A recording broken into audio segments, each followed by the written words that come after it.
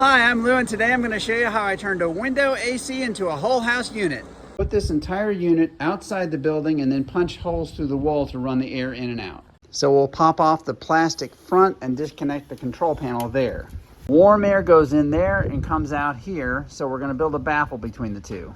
I got a piece of foam board that's usually used for making custom showers held up by two angle brackets. I pulled the control panel off the front of the air conditioner and broke off the black connector on the back, revealing 12 wires. Those will connect to this 12-wire cable, 15 feet, and then I broke the black connector off here and attached here. So I'm essentially extending this thing 15 feet away from the air conditioner to be mounted on an inside wall.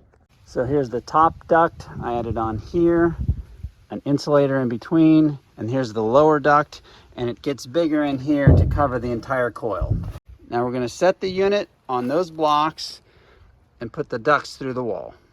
So here we are, installed and running on the outside. I'm going to add some more flashing around here to seal it and actually put on new barn metal. And honestly, it doesn't look much different than a normal whole house air conditioner unit. Here we are on the inside. I've got it set to maximum cooling, and here's the unit down here running, and you can see it's putting out about 65-degree air.